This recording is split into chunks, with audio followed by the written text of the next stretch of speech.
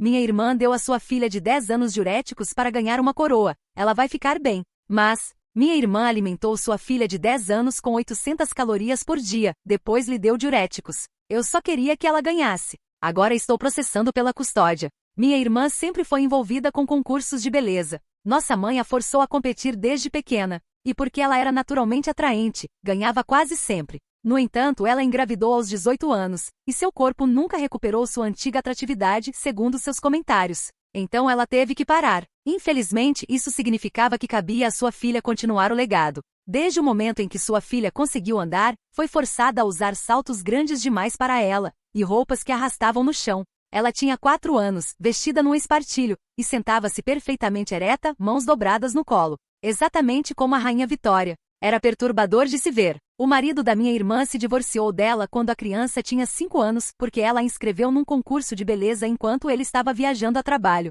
Ele voltou para ver sua esposa repreendendo-a por ter ficado em segundo lugar. Infelizmente, ela acabou mentindo e foi presa. Agora entendo o que você está pensando. Por que eu não ajudei? Essa é uma excelente pergunta. Uma que pode ser respondida dizendo: eu trabalhava no exterior e não tinha ideia de quão extenso era. Me sinto mal sobre isso, e só descobri recentemente, quando minha sobrinha tinha 10 anos. Ela havia ganhado um concurso classificatório e foi inscrita numa competição maior com todas as garotas mais bonitas. Aparentemente, minha irmã a treinou para este concurso mais rigorosamente do que nunca. Ela a alimentou com menos de 800 calorias por dia. O que era especialmente ruim, porque minha sobrinha estava numa fase de desenvolvimento onde precisava desesperadamente de nutrição. Ela a fez se exercitar em macacões de sauna completos, tipo, olá, a garota tem 10 anos, e a colocou numa série de vitaminas que Daniel Johnson, Senhor Viver para Sempre, não conseguiria igualar. Pelo que sei agora, minha sobrinha desmaiava e caía de joelhos, implorando para que o treinamento parasse. Mas minha irmã simplesmente apontava para a esteira.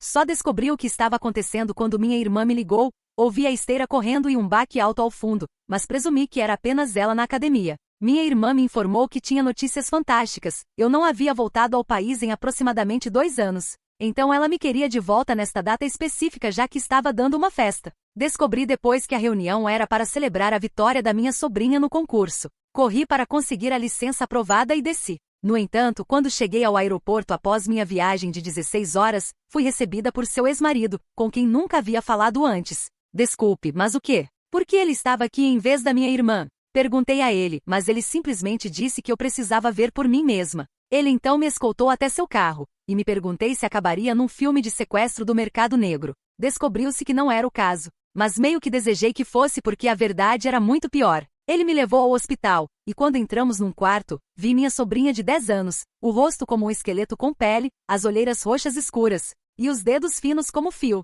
Ela estava em estado crítico e conectada a soros. Corri para verificar como ela estava, e quando voltei para o ex da minha irmã, notei que ele estava realmente chorando. Este homem estoico de 1,95 metros está chorando. Não sabia o que fazer então apenas o consolei desajeitadamente por meia hora até que ele conseguiu expressar o que havia acontecido. Ele estava fora do país nos últimos 2 meses numa viagem de negócios, enquanto minha irmã preparou minha sobrinha para aquele concurso idiota mentindo para ele. Além de todos os macacões de sauna e dietas de inanição que já mencionei, 3 dias antes do evento, minha irmã cortou completamente a ingestão de comida da minha sobrinha, deixando-a apenas com água. Seu objetivo era garantir que todas as costelas aparecessem. Repito, todas as costelas. Se isso não fosse terrível o suficiente, algumas horas antes do concurso, minha irmã deu à minha sobrinha uma dose de diuréticos potentes. Para aqueles que não sabem, diuréticos drenam seu corpo de água.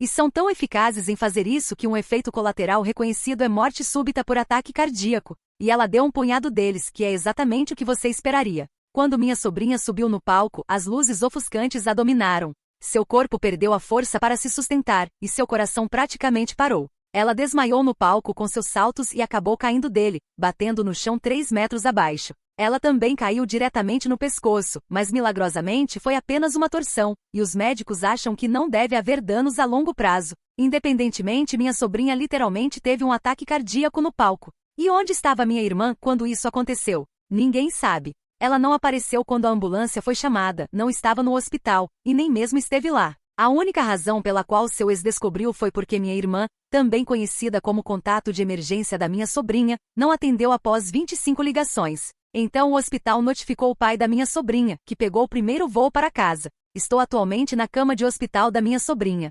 Ela parece estar bem, mas informei toda a minha família sobre o que aconteceu, e todos estamos procurando minha irmã. E quando a encontrarmos, Deus a ajude. Daniel andava atrás de mim, seus passos produzindo um padrão regular no piso de linóleo. Segurei sua pequena mão, sentindo ossos que não deveriam ser visíveis através da pele fina como papel, enquanto os monitores mantinham seu ritmo constante. Nós dois sabíamos que Vanessa havia dado à nossa sobrinha diuréticos suficientes para matar um adulto, mas nunca discutimos isso. Meu telefone vibrou com um número desconhecido. Quase o ignorei. Mas algo me compeliu a responder enquanto a enfermeira trocava as linhas do soro. O texto fez meu sangue gelar. Vanessa, como está meu bebê? Claro, ela usaria um telefone descartável. A enfermeira sorriu para mim, comentando sobre como nossa família era dedicada por ficar na cabeceira da criança por tanto tempo. Me forcei a acenar e sorrir de volta, como se tudo fosse normal enquanto o texto da minha irmã queimava na minha tela. Meus dedos tremeram enquanto respondi. Onde você está? Ela quase morreu. A porta se abriu no momento em que enviei, e uma mulher em traje profissional entrou com uma prancheta e um crachá que dizia Serviços de Proteção à Criança. Ela havia ouvido meu desabafo do corredor, e suas sobrancelhas se franziram enquanto olhava entre Daniel e eu. Preciso fazer algumas perguntas sobre os cuidados da criança, disse ela, olhando para minhas bochechas quentes e mãos trêmulas. Começando com por que você parece tão emocionalmente estável perto desta paciente vulnerável. Daniel se adiantou para explicar, mas ela levantou a mão, seu olhar fixo em mim, aquela que havia gritado numa ala de hospital infantil. A próxima hora se tornou um balé cauteloso de meias-verdades, enquanto eu descrevia meu emprego no exterior, meu pouco contato com minha sobrinha, e meu espanto ao descobrir a gravidade da situação. A trabalhadora dos SPC tomou notas. Cada resposta verdadeira sobre não entender o que havia acontecido parecia confirmar uma narrativa que eu podia ver crescendo em sua mente. Vanessa era uma mãe solteira sobrecarregada, e eu era uma tia ausente, tentando intervir numa crise de repente. Uma batida interrompeu nossa conversa, e o capelão do hospital chegou, segurando um saco plástico transparente contendo um pequeno vestido de concurso e acessórios. Ele precisava que um membro da família assinasse pelos pertences pessoais do concurso, mas sua expressão ficou perturbada enquanto examinava seus papéis. Sinto muito, mas apenas Vanessa Donson está listada como autorizada a receber estes itens, ele respondeu com pesar. A menos que você tenha documentação legal mostrando tutela. Daniel cerrou a mandíbula. Nós dois sabíamos que ele poderia falsificar a assinatura da Vanessa. Ele havia visto em formulários de custódia antes, mas fazer isso na frente dos SPC minaria nossa confiança. O vestido do concurso pendia em seu saco, as lantejoulas captando as luzes fluorescentes, evidência que não podíamos tocar. Meu telefone vibrou novamente. Era o vizinho que morava ao lado da casa da Vanessa. Havia atividade dentro e alguém obviamente estava presente. Meu pulso estava acelerado. Esta poderia ser nossa chance de encontrá-la, obter respostas e reunir evidências do que ela havia feito à sua filha. Mas os monitores apitaram mais rápido.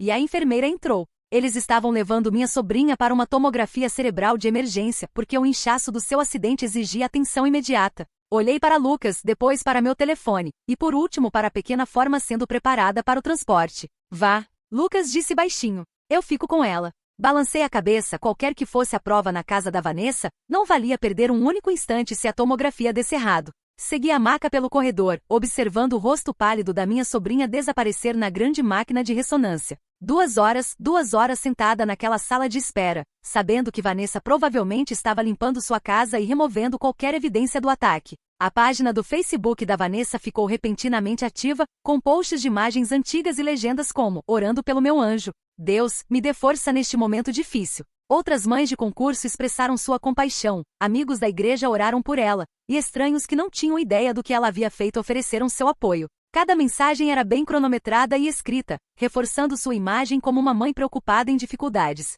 Quando finalmente voltamos ao quarto, 3 problemas distintos surgiram de uma vez. O monitor mostrava a pressão arterial da minha sobrinha caindo perigosamente. Então a enfermeira ligou para o médico enquanto Daniel tentava despertá-la para mantê-la responsiva. No meio da confusão, meu telefone tocou com um número desconhecido. Aqui é Catherine Hort da Hort Associates, a voz disse secamente. E eu represento Vanessa Johnson em questões de custódia. Entendo que você fez algumas alegações graves. Vanessa já havia contratado um advogado, então desliguei. Antes que eu pudesse digerir isso, outro oficial entrou no quarto, desta vez com um crachá diferente e a mesma prancheta. Os serviços de proteção à criança haviam retornado para uma entrevista formal. As perguntas da mulher se tornaram cada vez mais específicas, focadas no meu relacionamento com minha sobrinha, minha ausência de sua vida e minha instabilidade emocional. Como observado pela equipe do hospital, cada resposta honesta que eu dava parecia cavar um buraco maior. Sim, eu havia estado no exterior por 2 anos. Não havia visitado durante esse tempo. Sim,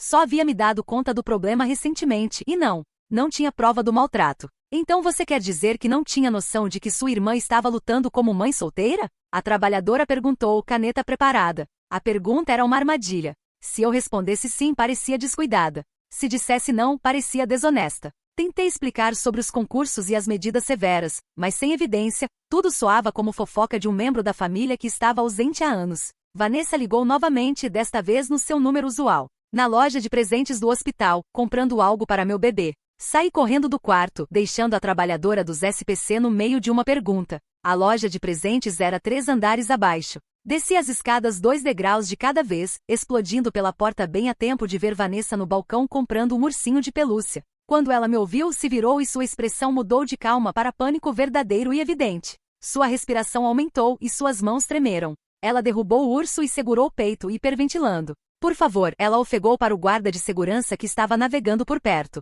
Ela tem me seguido e ameaçado. Eu só queria comprar algo para minha filha. O guarda se posicionou entre nós, sua mão movendo-se para o rádio, enquanto outros compradores olhavam. O ataque de pânico da Vanessa parecia genuíno, e provavelmente era. Quando encurralada, ela tinha um talento para induzir angústia genuína. Senhora, preciso que recue, o guarda disse externamente. Tentei explicar, mas as lágrimas da Vanessa ficaram mais altas. Vitória, outra mãe de concurso que eu havia visto nos comentários do Facebook, emergiu e correu para o lado da Vanessa, colocando um braço ao redor de seus ombros e me dando um olhar de desprezo. Você não fez o suficiente? Vitória esbravejou. Esta pobre mulher está passando pelo inferno e você está a perseguindo. O guarda de segurança agora estava chamando reforços, então não tive escolha senão fugir, andando para trás e vendo Vanessa se inclinar no abraço da Vitória. A encenação era perfeita. A amiga preocupada, a mãe angustiada, e a parente agressiva causando alvoroço.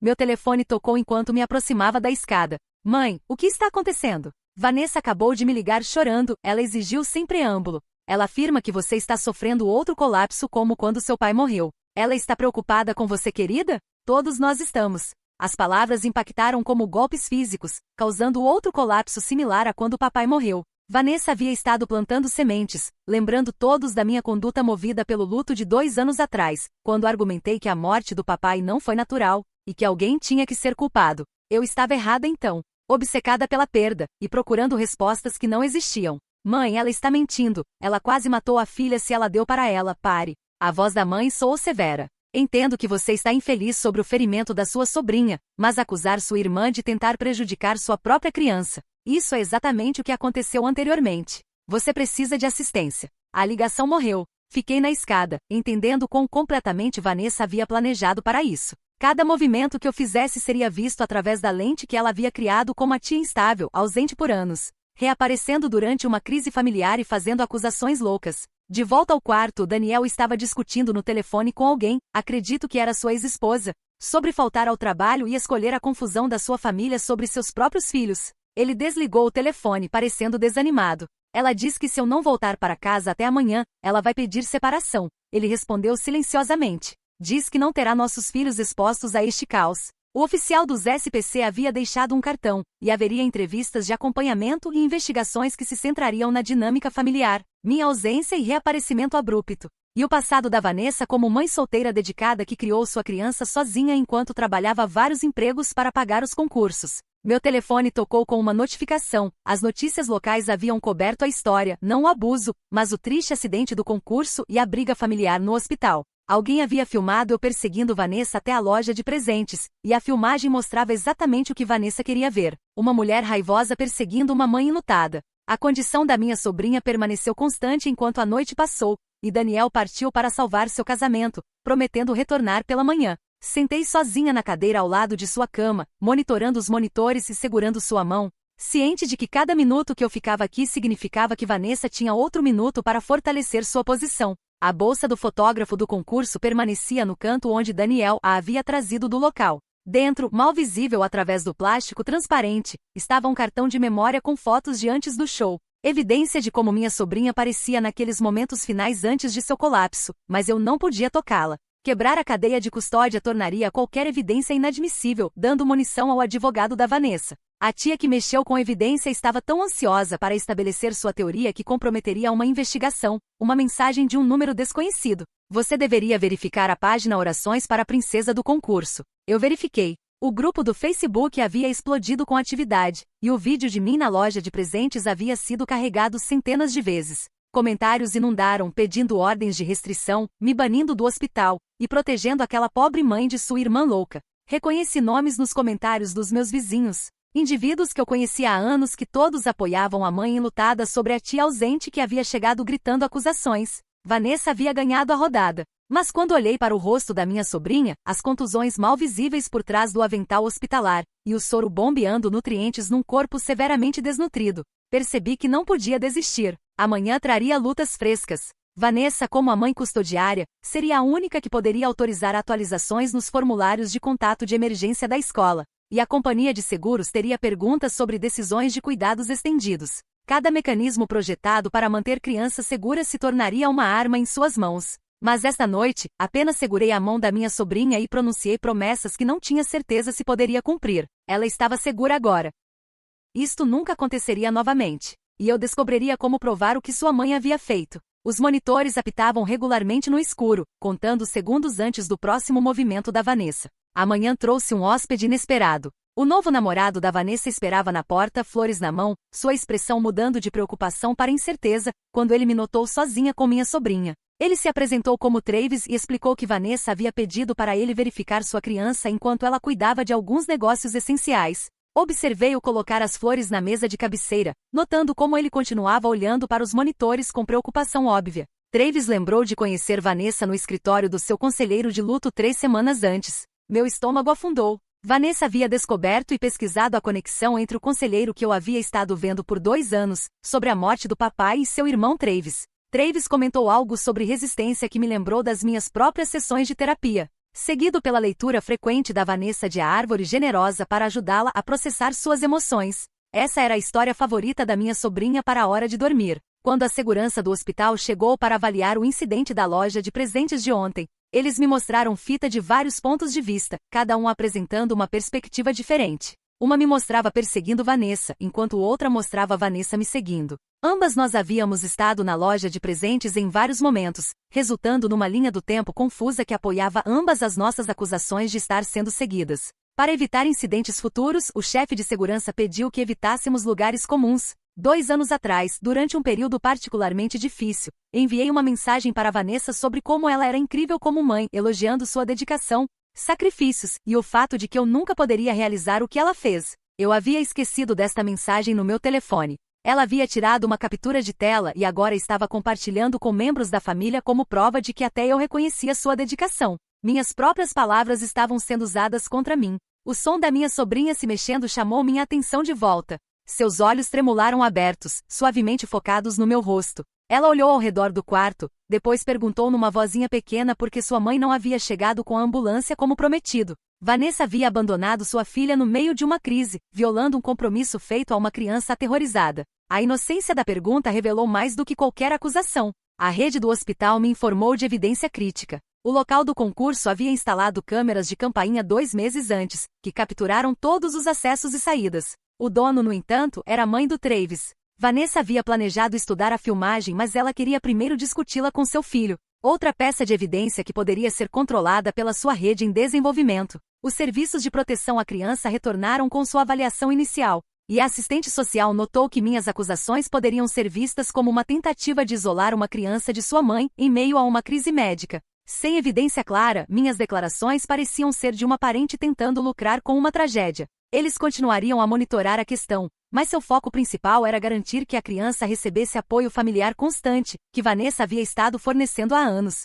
Durante o pandemônio da troca de turno, vi a dica de senha da Vanessa numa papelada médica que Daniel havia meio completado, que mencionava sua data de vitória favorita no concurso. Usando esta informação, acessei o portal do paciente antes que Vanessa pudesse modificar os contatos de emergência, e atualizei a informação para incluir a mim e Daniel, sabendo que seria apenas temporário até Vanessa ver a mudança. A atividade das redes sociais da Vanessa aumentou. Suas histórias no Instagram apresentavam ela em vários pontos pela cidade, geralmente com carimbos de tempo e tags de localização. A análise dos fundos, no entanto, revelou algo interessante. A instalação do spa onde ela afirmava estar lamentando exibia móveis externos que haviam sido removidos 2 semanas antes. Segundo seu site, ela estava fabricando álibis falsos de maneira desleixada.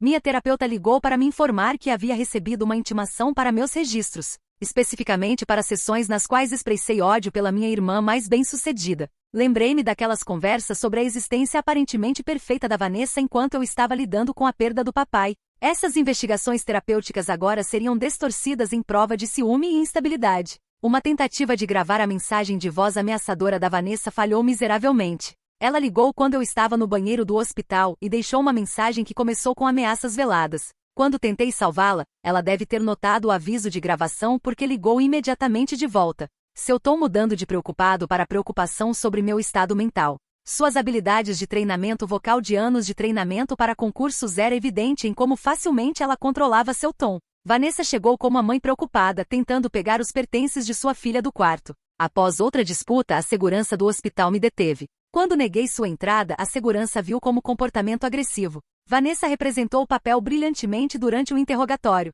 declarando que tudo o que ela queria era o animal de pelúcia favorito de sua filha para consolá-la quando acordasse. Eles me liberaram com um aviso, enquanto Vanessa fugiu com uma bolsa contendo os pertences da minha sobrinha. Durante sua pausa, a enfermeira que inicialmente havia apoiado minhas preocupações, se aproximou de mim e me informou que a administração do hospital havia recebido uma reclamação anônima sobre prováveis violações IPAUA, envolvendo funcionários discutindo o caso. Sua carreira estava em jogo, e ela não podia continuar a me assistir sem comprometer a segurança financeira de sua família. Outra aliada sucumbiu ao esforço meticuloso da Vanessa. As postagens das redes sociais da Vanessa revelaram comportamento perturbador, incluindo fotos dela usando a coroa do concurso de sua filha e sentando no quarto da criança. Os animais de pelúcia na cama haviam sido reorganizados para formar uma audiência, como se testemunhando um show. Ela estava vivendo uma fantasia distorcida enquanto sua filha jazia numa cama de hospital. O advogado da Vanessa encaminhou uma oferta de visitação supervisionada. Se eu admitisse publicamente interpretar mal a situação e reconhecesse Vanessa como uma mãe amorosa,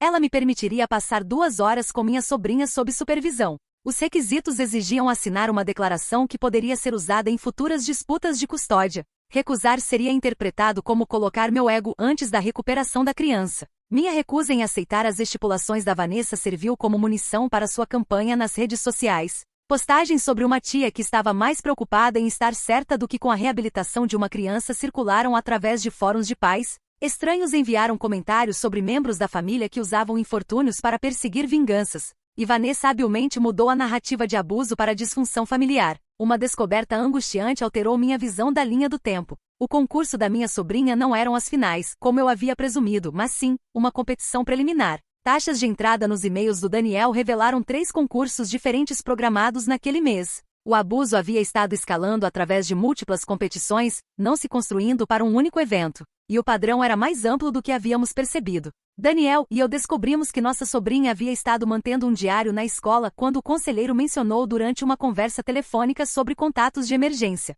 O diário estava trancado no seu armário da escola e poderia incluir evidência do abuso. Nenhum de nós tinha habilidade legal para recuperá-lo sem a permissão da Vanessa ou uma ordem judicial. O que acreditei ser evidência de exercício forçado acabou sendo mais complicado. Um vídeo no armazenamento em nuvem da Vanessa mostrava minha sobrinha implorando para praticar mais e se esforçar mais para fazer sua mãe orgulhosa. A fita terrível retratava uma criança tão desesperada por elogio que era cúmplice em sua própria tortura, tornando quase impossível submeter como evidência sem que fosse usada contra nós. Minha mãe me contatou chorando, declarando que não podia suportar a possibilidade de perder seu único neto depois de perder seu marido no ano anterior. Ela suspeitava que algo havia acontecido, mas não podia arriscar tomar partido. Como resultado de sua neutralidade, perdi apoio familiar valioso, enquanto Vanessa permanecia a filha preocupada. O desespero me levou a documentar a rede de apoio da Vanessa. Fotografei pessoas entrando e saindo de seus locais de trabalho, anotei seus horários, e identifiquei suas vulnerabilidades. A linha ética que jurei nunca cruzar começou a se borrar enquanto procurava influência contra aqueles que permitiam a manipulação da Vanessa. O advogado da Vanessa sentou 3 mesas de distância, trabalhando no seu laptop, e um encontro fortuito numa cafeteria pareceu providencial. Procurei um cliente potencial para conselho de custódia, criando uma história sobre um primo instável tentando levar minha criança. A orientação do advogado destacou técnicas que Vanessa poderia usar, informação que memorizei enquanto mantinha minha cobertura. Num armazenamento em nuvem compartilhado para fotos de concurso, filmes deletados de sessões de treinamento foram descobertos em meio a milhares de imagens, revelando padrões inequívocos de abuso, punição crescente e a condição deteriorante da minha sobrinha.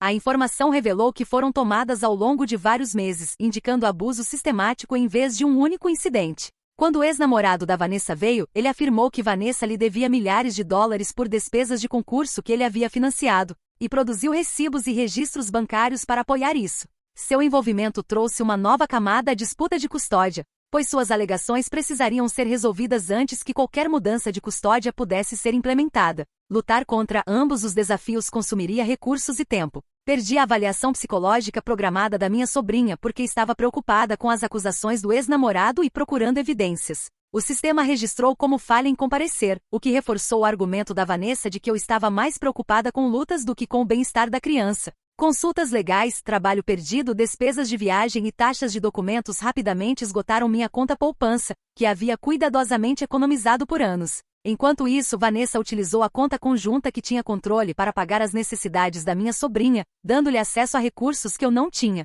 A pressão financeira cresceu dia a dia. Um confronto no restaurante favorito da minha sobrinha se tornou viral localmente, e a garçonete que serviu sua festa de aniversário meses antes escreveu sobre a família louca causando uma cena. Nossa família foi retratada como instável e disruptiva na sua postagem das redes sociais, que foi destinada a ser cômica. A história foi pega por sites de fofoca locais, adicionando a narrativa da Vanessa de instabilidade familiar. Meu trabalho remoto foi abruptamente terminado pelos recursos humanos devido a numerosas ligações pessoais durante horário comercial, que tiveram um impacto negativo nos relacionamentos com clientes. Descobri depois que a amiga da Vanessa do circuito de concursos trabalhava no departamento de RH, e a demissão me deixou sem dinheiro no momento em que as contas legais estavam no seu pico. Dormir no meu carro fora do hospital se tornou regular porque não podia pagar um hotel, e odiava deixar minha sobrinha sozinha. Enquanto isso, Vanessa compartilhou fotografias de remodelação do quarto da sua filha, preparando-se para um novo começo quando o bebê voltasse para casa.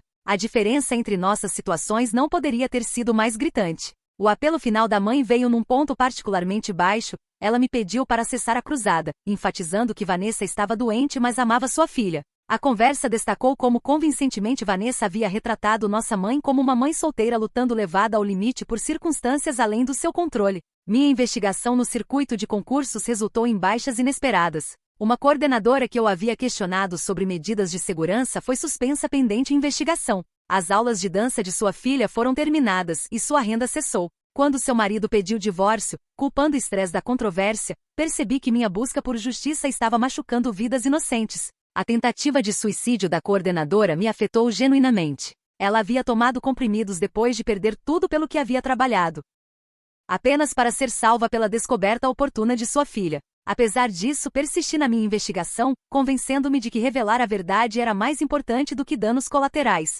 Tinha medo de quem estava me tornando. Daniel fez uma pergunta que me atormentou por dias. E se Vanessa apenas cometeu um erro ruim? E se sua perseguição destrói a única chance da nossa sobrinha de ter sua mãe? Os 13 segundos de silêncio antes que eu pudesse responder, indicaram minhas próprias reservas sobre o curso que havia escolhido. Admitir publicamente que havia falhado em identificar a tristeza do papai tornou-se vital para criar hábitos familiares. Escrevi sobre perder indicações e ignorar sintomas, e estar muito preocupada com minha própria vida para ver sua luta. A revelação foi destinada a demonstrar como nossa família negou dificuldades, mas também confirmou a história da Vanessa sobre minha inclinação para culpar outros por infortúnios.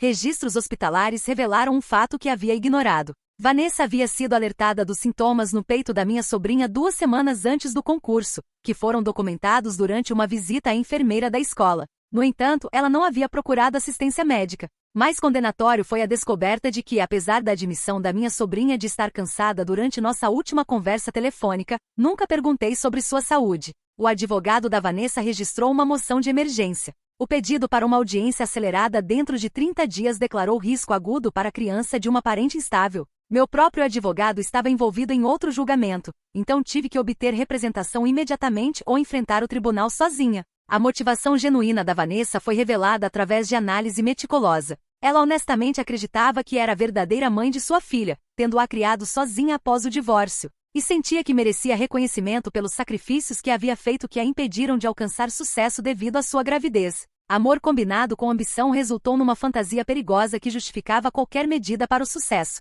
Fazer amizade com a instrutora de yoga da Vanessa foi uma violação dos meus próprios princípios éticos. Afirmei estar interessada em bem-estar enquanto obtinha informação sobre o estado mental da Vanessa em cada aula. Vanessa, como a pessoa em que me tornei, era hábil em manipulação.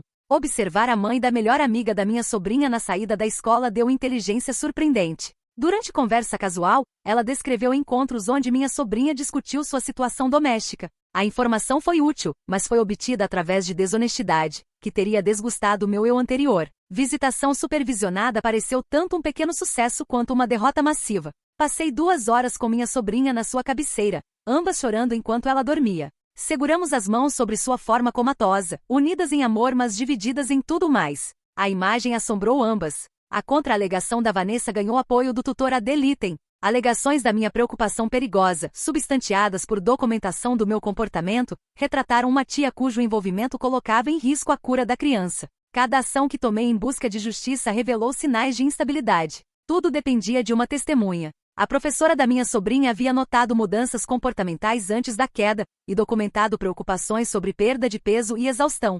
Seu testemunho poderia dar a validação externa necessária para estabelecer acusações de abuso, mas professoras estavam sob pressão para não se envolverem em questões de custódia, e Vanessa havia sido mãe de sala por anos. A mãe do Travis, que tinha acesso à filmagem da câmera da campainha, estabeleceu uma responsabilidade inesperada quando ajudei com suas compras meses antes. Sua gratidão pela bondade passada conflitou com seu desejo de proteger o novo relacionamento de seu filho. Ela não conhecia a história toda e pensou que estava ajudando a reunir uma família. O pessoal do hospital está dividido em facções, e alguns se recusaram a divulgar informação devido a regulamentos rígidos de conflito familiar. Outros secretamente apoiaram meus esforços, enviando-me detalhes sobre a saúde da minha sobrinha e as visitas da Vanessa. A divisão da comunidade médica ecoou o conflito maior acontecendo em nossa família. A barra de prova para mudanças de custódia de emergência parecia enorme, evidência clara e convincente, não apenas suspeitas ou medos. Cada peça de evidência que adquiri foi escrutinizada para explicações alternativas e dúvida razoável. O sistema legal destinado a proteger famílias tornou-se um impedimento para proteger minha sobrinha. Um aliado inesperado apareceu do passado. A antiga rival de concurso da mãe, que agora dirige um grupo de advocacia infantil, deve à nossa falecida mãe um favor fornecendo informação de fundo sobre os perigos da cultura de concurso, bem como estatísticas sobre distúrbios alimentares e danos psicológicos. No entanto, o testemunho formal exigia uma intimação, que ela se recusou a aceitar voluntariamente. Descoberta revelou buscas trágicas na internet do computador da escola da minha sobrinha, como fazer mamãe feliz. O que acontece quando você não come? Elas retratavam uma criança estudando sua própria tortura. Ela havia estado ciente dos perigos, mas havia priorizado a felicidade de sua mãe sobre sua própria segurança, uma percepção que mudou tudo. As notas do conselheiro da escola, descobertas em e-mails arquivados, detalharam meses de preocupações, incluindo perda de peso, mudanças comportamentais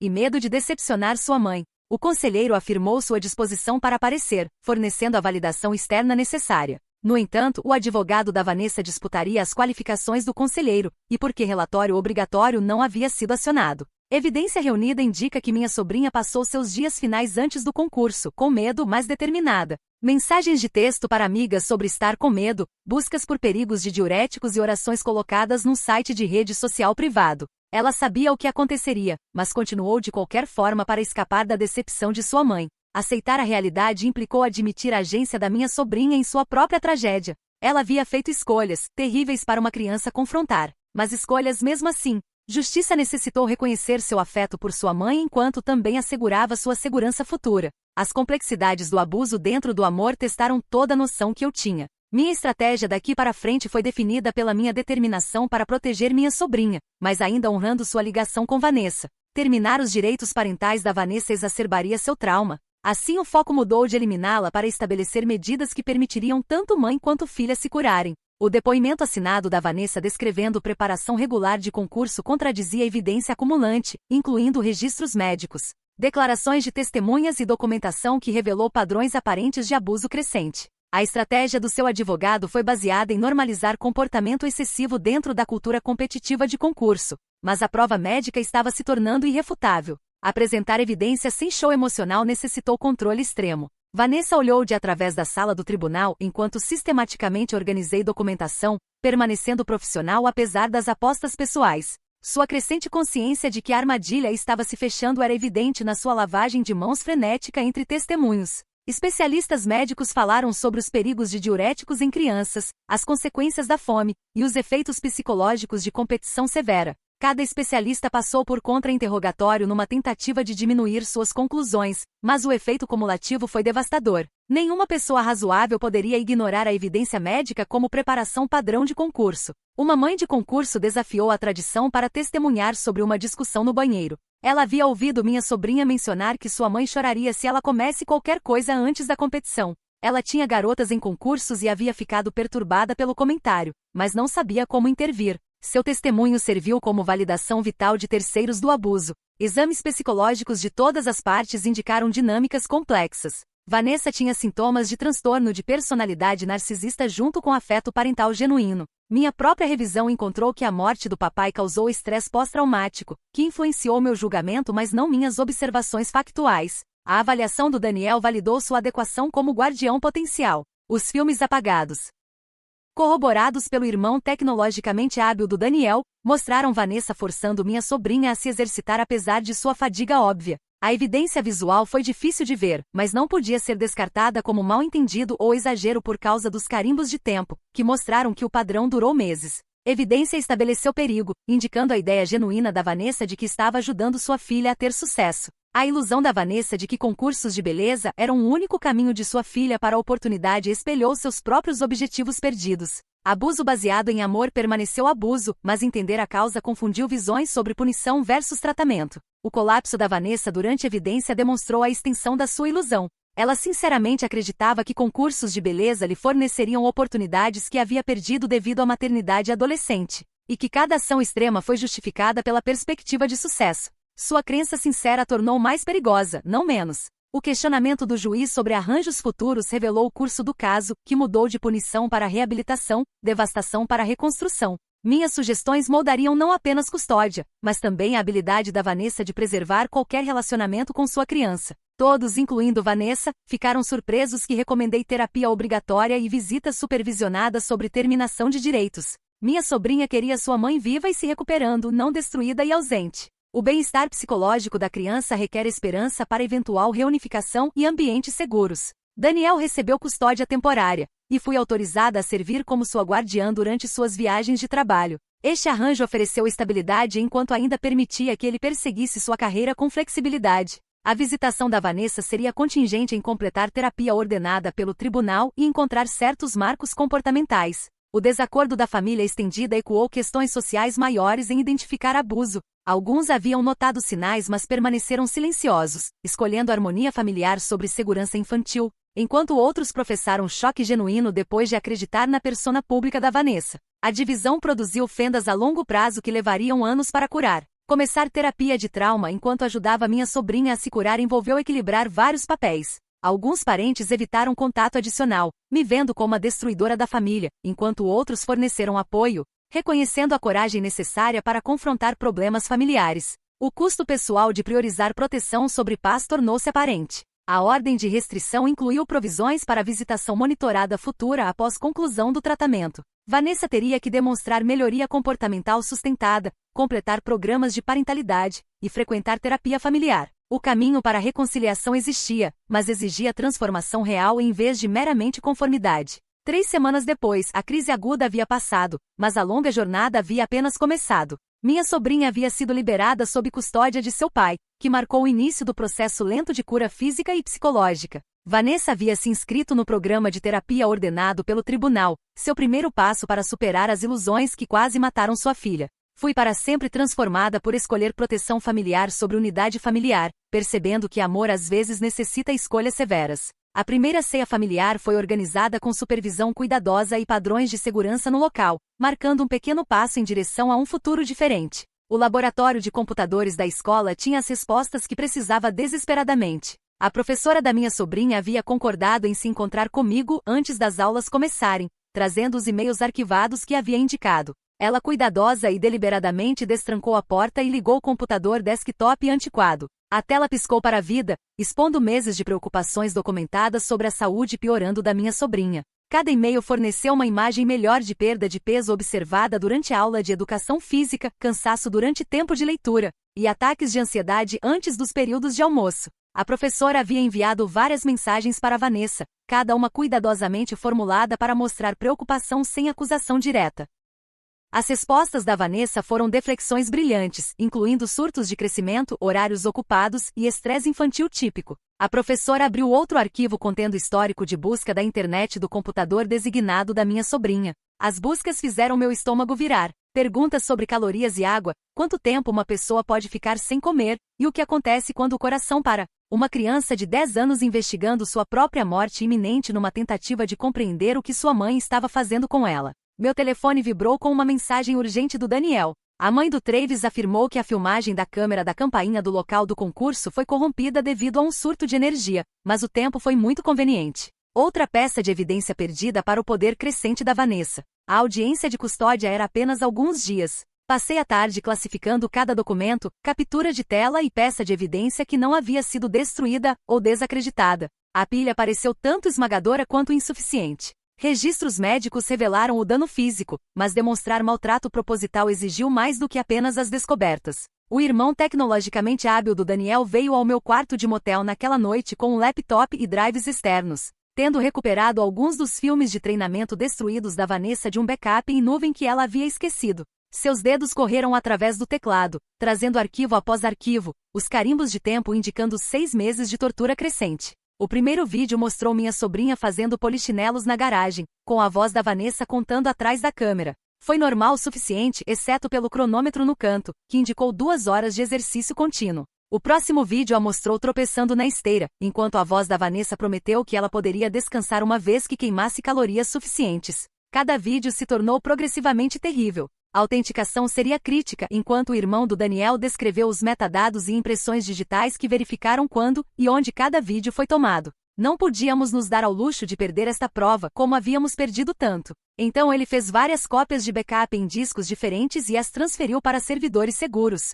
Desta vez, o tutor Adeliten visitou minha sobrinha no hospital onde ainda estava se curando. Ela perguntou cuidadosamente sobre meu relacionamento com minha sobrinha, meu fundo de carreira e meus arranjos de habitação. Cada resposta pareceu como vadiar através de um campo minado, sabendo que o advogado da Vanessa examinaria cada palavra. A condição da minha sobrinha havia melhorado suficientemente para permitir que ela falasse sozinha com o tutor, e esperei fora do quarto, observando através da pequena janela enquanto ela falava. Suas mãos se moveram expressivamente, ocasionalmente enxugando lágrimas, enquanto o tutor tomou notas com uma expressão neutra profissional que não revelou nada sobre o que estava ouvindo. Os resultados da avaliação psicológica da Vanessa chegaram através de seu advogado. O relatório a retratou como uma mãe dedicada sofrendo de ansiedade induzida por estresse trazida pelo acidente de sua filha e o comportamento violento de sua irmã. Não há discussão dos padrões de abuso, fome sistemática ou as substâncias prejudiciais fornecidas. O avaliador havia comprado completamente sua performance.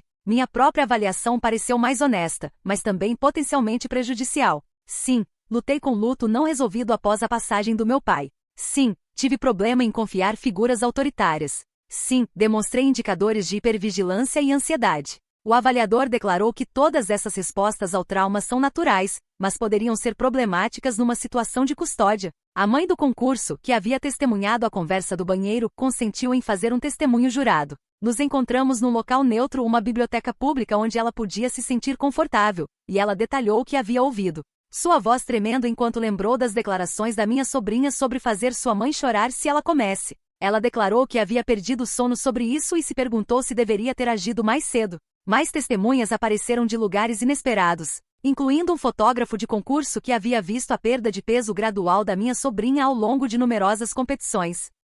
E uma artista de maquiagem que teve que aplicar quantidades crescentes de corretivo para mascarar os círculos escuros embaixo de seus olhos. Cada participante havia visto peças do quebra-cabeça, mas não havia compreendido a imagem toda até agora. O advogado da Vanessa registrou petição após moção, visando excluir evidência, dispensar testemunhas e questionar procedimentos. Cada registro necessitou uma resposta, esgotando tempo e dinheiro. A manobra legal pareceu interminável, visada a exaurir oposição através de quantidade pura de papéis. O dia antes da audiência, fui ver minha sobrinha uma última vez. Ela estava sentada na cama, colorindo num livro que Daniel havia trazido para ela, e quando entrei, ela olhou para cima e cuidadosamente colocou seus lápis de cor. Sentamos silenciosamente juntas, sua pequena mão na minha, nenhuma de nós requerendo palavras para compreender o que aconteceria no dia seguinte.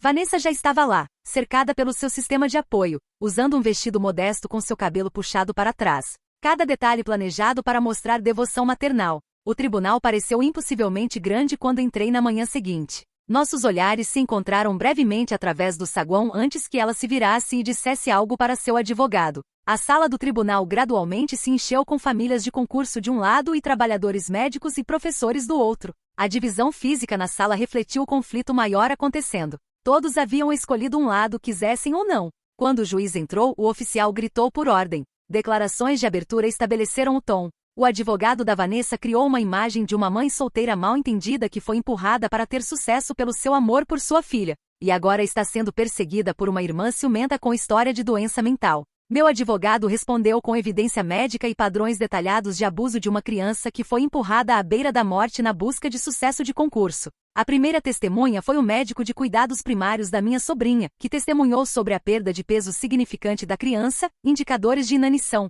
e as drogas tóxicas encontradas no seu sistema. O conselho da Vanessa questionou sua habilidade de discernir abuso, afirmando que estes eram todos sinais de uma doença genética subjacente que Vanessa havia indicado. Um cardiologista pediátrico explicou como diuréticos podem causar parada cardíaca em crianças. Um nutricionista detalhou os efeitos a longo prazo de restrição calórica severa durante anos de desenvolvimento críticos. E um toxicologista confirmou que o sistema da minha sobrinha continha muito mais diuréticos do que qualquer dose terapêutica. As testemunhas da Vanessa deram uma história diferente. Vanessa foi vista como dedicada, mas não extrema, pelas suas companheiras mães de concurso, que falaram sobre a natureza competitiva do circuito e como cada mãe empurra suas filhas para se destacarem. Sua evidência pareceu ensaiada, com todos batendo os mesmos pontos de conversa. Os vídeos alteraram tudo. O irmão do Daniel testemunhou para autenticar a fita recuperada, revelando as complexidades técnicas que demonstraram sua veracidade. O tribunal então viu 6 meses de abuso compactados em 40 minutos de vídeo, minha sobrinha se exercitando até ela desmaiar. A voz da Vanessa exigiu mais trabalho, menos comida e melhor performance.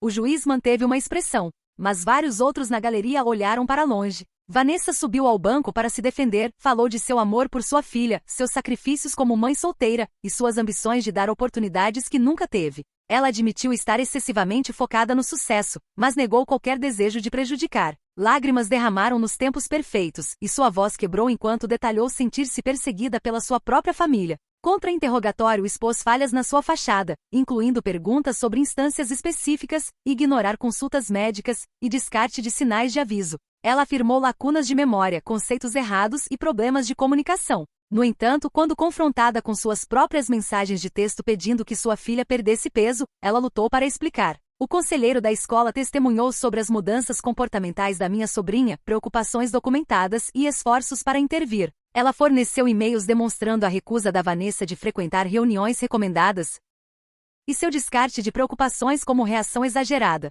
As notas do conselheiro de sessões com minha sobrinha revelaram uma criança com medo de decepcionar sua mãe, preparada para fazer qualquer coisa por elogio. Meu testemunho veio perto do fim. Falei sobre descobrir o abuso, a visita ao hospital e a campanha deliberada para me desacreditar, mantendo minha voz firme e focada em fatos em vez de emoções. O conselho da Vanessa criticou minha ausência da vida da minha sobrinha, minha história de paranoia induzida por luto, e meus motivos possíveis para buscar custódia. O tutor Adeliten foi o último a submeter suas descobertas. Ela havia entrevistado todos envolvidos, estudado toda a evidência, e passado horas com minha sobrinha, e sua opinião foi extremamente importante. Ela discutiu as dinâmicas intrincadas em trabalho, bem como amor verdadeiro entre mãe e filha foi distorcido em algo negativo. A necessidade de intervenção para proteger a criança enquanto preservava laços familiares sempre que possível. Os argumentos de conclusão trouxeram tudo de volta ao círculo completo. O advogado da Vanessa fez uma última tentativa de reformular abuso como amor equivocado, retratando-me como a verdadeira ameaça à estabilidade familiar. Meu advogado cuidadosamente examinou os fatos, incluindo o padrão de agressão crescente e o testemunho médico que não podia ser explicado. Ele implorou ao juiz para ver além da atuação para a verdade subjacente. O juiz se retirou para avaliar a evidência. Essas horas de espera pareceram para sempre. Vanessa sentou com seus apoiadores, ocasionalmente Dab em seus olhos, enquanto sentei com Daniel. ambos sabendo que o que quer que acontecesse em seguida mudaria a nossa família para sempre. Minha sobrinha permaneceu no hospital, protegida do drama do tribunal, mas importante para tudo o que aconteceu lá. Quando o juiz retornou, a sala do tribunal ficou silenciosa. Ele falou cuidadosamente sobre a evidência apresentada, a confiabilidade das testemunhas e a importância do testemunho médico. Ele reconheceu o amor da Vanessa por sua filha, mas havia se distorcido em algo assustador. O padrão de abuso foi óbvio, crescente e potencialmente fatal se sustentado. Daniel recebeu custódia temporária, com a provisão de que eu servisse como tutora de apoio durante suas viagens de trabalho. Os direitos parentais da Vanessa não foram terminados, mas severamente restritos. Ela não teria contato não supervisionado até que completasse reabilitação extensiva e treinamento parental. E exames regulares avaliariam se visitação expandida era segura ou não. Vanessa seria responsável por contas médicas relacionadas ao abuso, embora a cobrança parecesse improvável dada sua situação financeira, e arranjos de pensão alimentícia seriam revisitados uma vez que ela completasse tratamento e demonstrasse emprego estável. Os ganhos do concurso mantidos em fideicomisso seriam transferidos para Daniel para as necessidades futuras da minha sobrinha. Os requisitos para a eventual reunificação da Vanessa foram rigorosos. Ela completou terapia para abordar suas tendências narcisistas e pensamento distorcido. Participação em aula de parentalidade é direcionada para desenvolvimento infantil saudável. Teste regular de drogas para verificar que nenhuma medicação não aprovada é usada. Visitação é supervisionada e só prosseguirá com conselho do terapeuta e liberação do tribunal. O juiz abordou as dinâmicas familiares maiores e recomendou terapia familiar para todas as partes. Uma vez que Vanessa fizesse progresso em tratamento individual, ele sublinhou que o objetivo final era cura, e se possível, reunificação segura, não separação permanente. Mas a segurança da minha sobrinha sempre viria primeiro, antes da unidade familiar. A reação da Vanessa foi silenciada. Não houve explosão dramática ou colapso. Em vez disso, ela sentou enquanto seu advogado murmurou explicações, sua expressão alternando entre incredulidade, raiva, dor e o que pareceu ser alívio. Pela primeira vez em meses, ela pareceu cansada em vez de preparada. Lucas assinou papelada enquanto peguei cópias das ordens do tribunal. Vanessa foi com seu advogado, seus seguidores arrastando-se atrás incertamente. Alguns pareceram aliviados que a verdade havia finalmente sido revelada, enquanto outros permaneceram persuadidos de que ela havia sido injustamente processada. A comunidade de concurso seria dividida por anos. De volta ao hospital, informamos minha sobrinha que escutou calmamente enquanto Daniel explicou as mudanças em termos simples. Ela viveria com seu pai, me veria regularmente, e veria sua mãe novamente quando fosse seguro. Suas perguntas foram de partir o coração simples. Sua mãe ficaria bem? Ela ainda poderia dançar? Alguém ficaria bravo com ela? A equipe médica desenvolveu planos de alta que incluíam tratamento físico para recuperar força, aconselhamento nutricional para criar hábitos alimentares bons, e ajuda psicológica para processar o trauma. O caminho para a recuperação seria longo, mas ela era jovem e resiliente e os médicos nos prometeram que com cuidado apropriado, ela poderia se recuperar. Os pertences da minha sobrinha tiveram que ser movidos da casa da Vanessa, e chegamos com o delegado do xerife para encontrar os quartos exatamente como Vanessa os havia deixado. Troféus de concurso alinhavam as prateleiras, vestidos de competição penduravam em ordem de cor, e horários de treinamento colados no espelho. Um santuário à ambição que quase matou uma criança. Originalmente empacotamos apenas o essencial: roupas, materiais escolares e brinquedos favoritos. As coisas do concurso ficariam até minha sobrinha ser velha o suficiente para tomar suas próprias decisões. Alguns itens foram colocados em armazenamento, incluindo álbuns de fotos, livros de bebê, e memórias de tempos mais felizes que poderiam um dia ser relevantes novamente. A casa do Daniel precisou ser ajustada para uma criança em tempo integral. Passamos dias preparando seu quarto, tentando fazer sentir como um lar em vez de um abrigo temporário. Ela escolheu tinta roxa para as paredes e estrelas que brilham no escuro para o teto, escolhas pequenas que representaram liberdades enormes que nunca teve. A primeira semana foi difícil, com terrores noturnos interrompendo o sono, horários de refeição causando ansiedade, e decisões simples a dominando. No entanto, uma rotina gradualmente evoluiu. Escola pela manhã, dever de casa à tarde e jantar em família juntos. Não há regimes de treinamento, pesagens, ou pressão para performar perfeitamente. Vanessa entrou no programa de terapia ordenado pelo tribunal numa instalação especializada em transtornos de personalidade. E seu terapeuta depois descreveu o processo lento de quebrar através da negação, confrontar padrões geracionais de abuso, e entender como amor havia se tornado distorcido em controle. Apesar de relatórios iniciais de resistência, Vanessa eventualmente se envolveu. A família estendida eventualmente se aclimatou à nova realidade. Alguns parentes mantiveram relacionamentos tanto com Vanessa quanto com o resto de nós, cuidadosamente navegando lealdades divididas, enquanto outros selecionaram lados, causando cismas que durariam anos durante reuniões de feriado. No entanto, o bem-estar da minha sobrinha teve precedência sobre política familiar. 3 semanas seguindo a audiência, a primeira visitação monitorada aconteceu. Vanessa encontrou sua filha numa instalação neutra com um assistente social presente. A visita durou 1 hora e foi cuidadosamente arranjada com atividades permitidas. Tanto mãe quanto filha choraram, mas o encontro permaneceu positivo. Pequenos passos em direção à possível reconciliação. Meu papel evoluiu de interventor de crise para presença estável, e encontrei trabalho que permitiu flexibilidade para pegar na escola e cuidado de criança de emergência.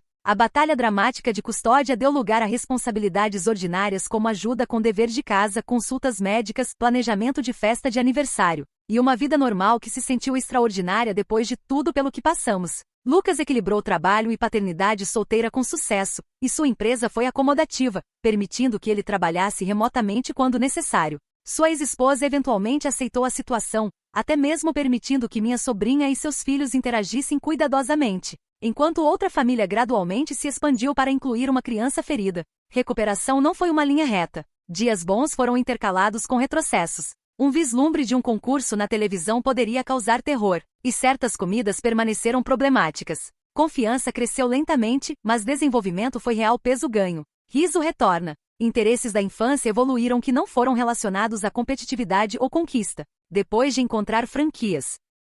O seguro cobriu a maioria das contas médicas, enquanto os ganhos do concurso em fideicomisso serviram como uma almofada para terapia e necessidades inesperadas. As contribuições necessárias da Vanessa foram principalmente teóricas, mas a família se deu bem sem elas. Estabilidade e segurança foram mais importantes do que dinheiro. 6 meses depois, minha sobrinha participou do show de talentos de sua escola. Ela escolheu cantar em vez de competir, ela queria oferecer algo que gostava. Não havia fantasia além de sua roupa favorita, nenhuma coreografia além de movimento espontâneo, e nenhum juiz além de uma audiência de pares e pais que aplaudiram porque estavam felizes por ela, não porque ela ganhou. Assisti da audiência enquanto ela fez sua reverência, seu pai filmando com seu telefone, sua mãe ausente, mas possivelmente assistindo a filmagem depois na terapia. Ela pareceu saudável, feliz. Ela deveria ter sido permitida ser a criança que era. A estrada à frente ainda era longa, mas ela estava caminhando em seus próprios termos agora. O progresso da Vanessa na terapia eventualmente colocaria os limites de todos ao teste, e a adolescência complicaria o arranjo de custódia de maneiras que não podíamos ter antecipado. Minha sobrinha teria que absorver seu trauma de maneiras mais profundas conforme se desenvolvesse. Mas por enquanto, ela estava protegida, amada e aprendeu que ganhar não definia seu valor. Naquela noite, Daniel, minha sobrinha e eu sentamos ao redor de uma mesa sem estresse, discutindo escola, planos de fim de semana, e coisas cotidianas que se sentiram como milagres. Fora Vanessa mais provavelmente sentou na sua própria sessão de terapia, esperando se juntar a nós em breve. A família foi irrevogavelmente alterada, mas não destruída. Proteção às vezes se assemelhava à separação. Às vezes amor requer deixar ir. Às vezes os conflitos mais difíceis valeram a pena lutar, mesmo se triunfo pareceu diferente do que qualquer um havia esperado.